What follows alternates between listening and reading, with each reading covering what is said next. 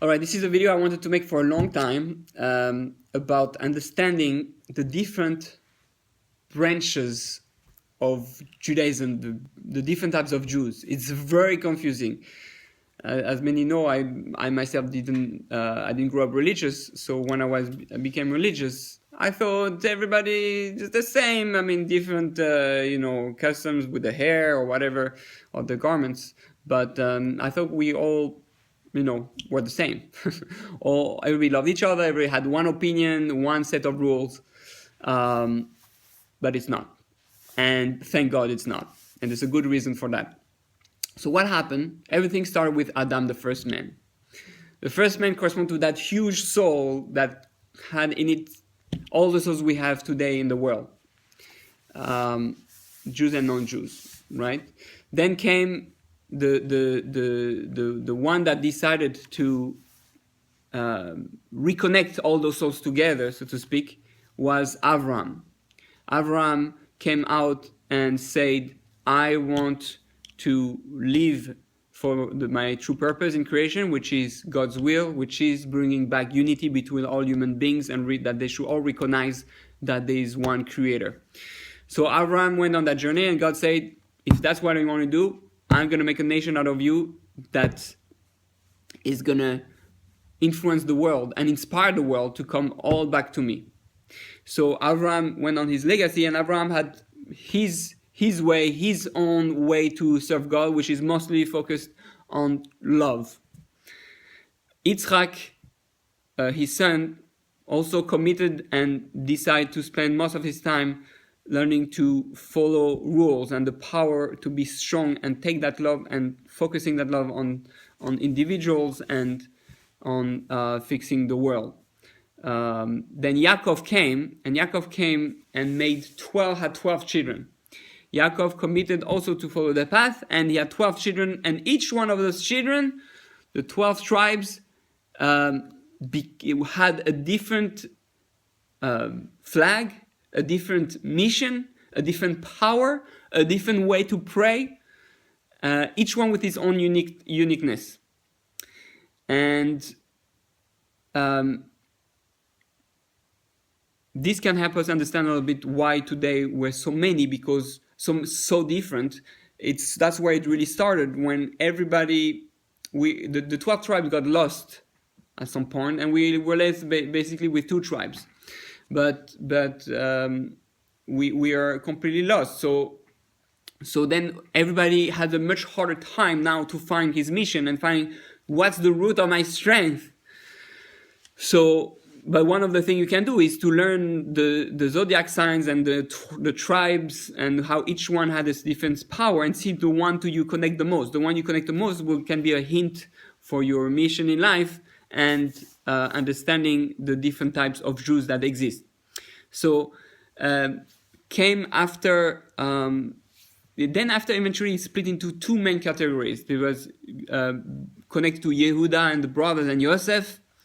Yehuda was the majority. Let's say there's a group which is more, we'll say, conservative, more black and white, let's say, and that's the biggest group. And Yosef was that individual, that tzaddik, those individuals who can go in the world of Egypt, in the physical world of materiality, and still be a holy in that world.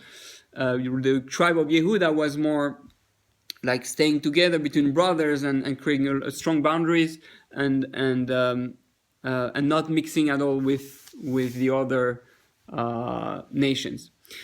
So two different ways how to live as Jews, which we see today everywhere from the different groups. But then that continued in a way with also the Beis Hillel and Beis Shammai, with 2 different thoughts of how to live in this world, 2 different approaches.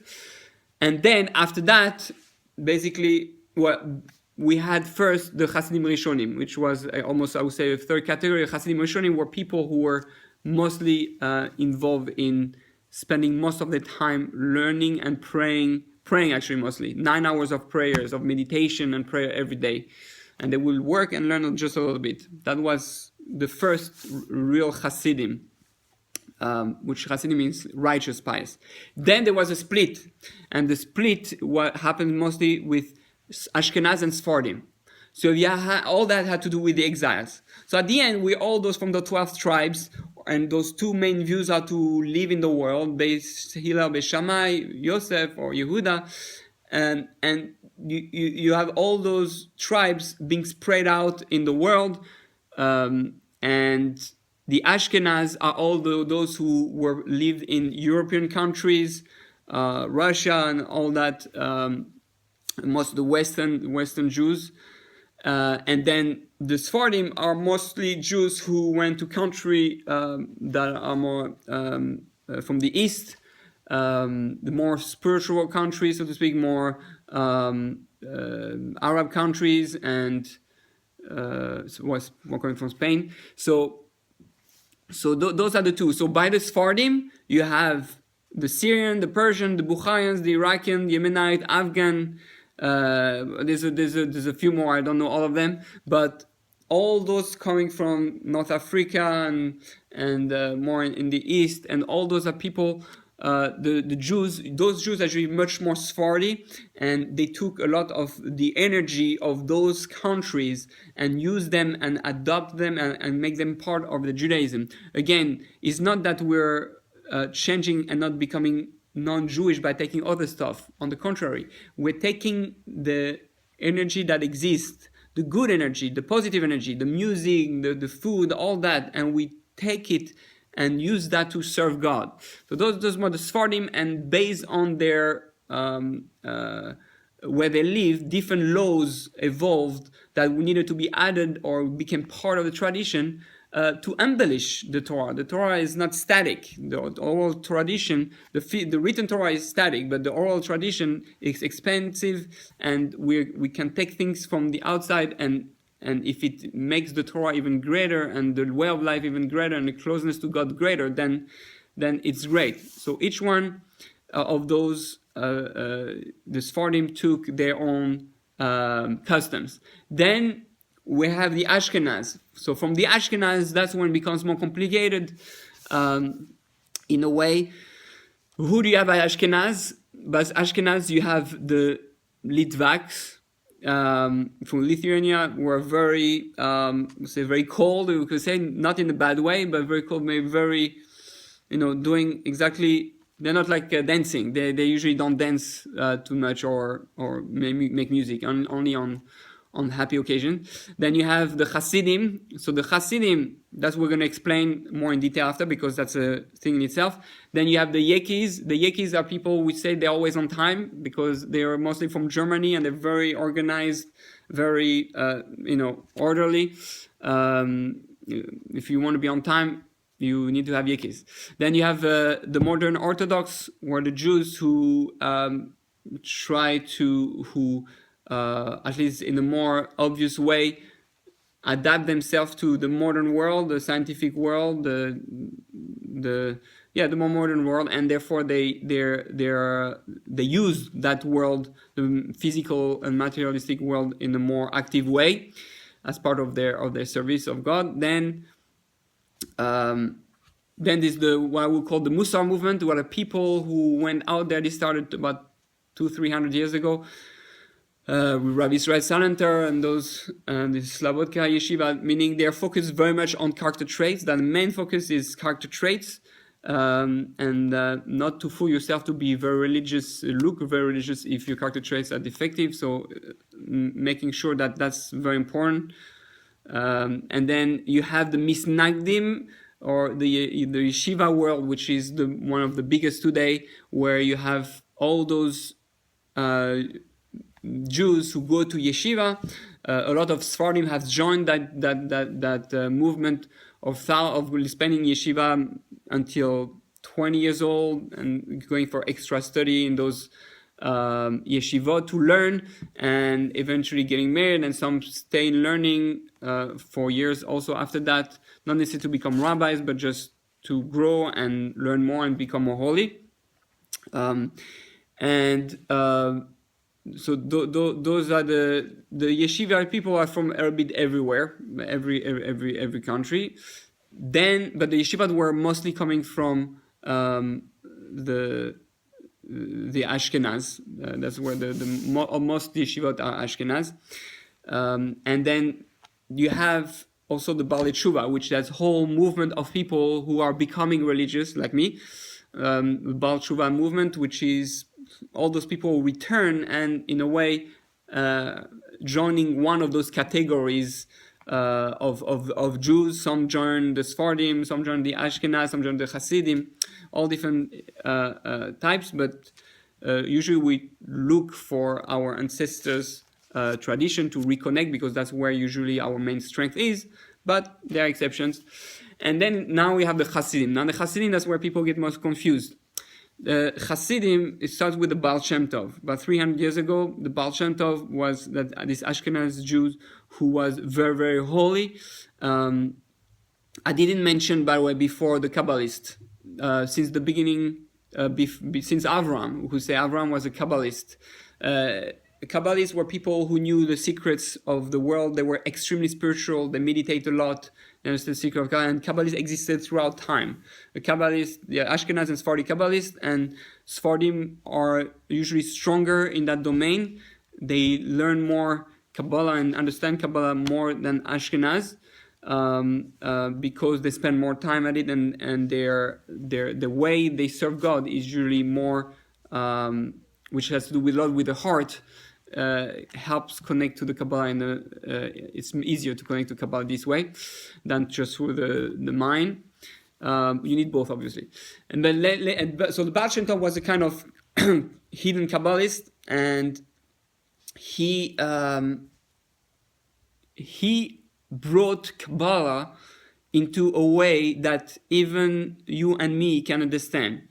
The books of Hasidus, that's where Hasidus comes from, is Kabbalah put into a form that we can understand, because Kabbalah from the Zohar and the Arizal was very hard to understand. Only the initiate could do that. So the Baal Shem Tov say, no, we can all connect to that that spirituality. We can all be close to God and learn deep stuff, but in a way that's more downloaded for us. So you don't have to know all of the Torah in order to learn a little bit of spiritual concept. So Baal Shem Tov started and was very focused on working on oneself, loving everybody. Unfortunately, the Hasidim of today don't necessarily reflect the original Hasidus that the Baal Shem Tov brought. But the real original root of Hasidim is a tremendous love for every Jew, no matter how low he is. Tremendous love and respect for every human being, non-Jews and Jews, for animals, for plants. We have incredible stories how they would not even kill a spider or a fly. So that's the root of Hasidus, is really tremendous love for the world and elevating the world with beauty and with the heart and love.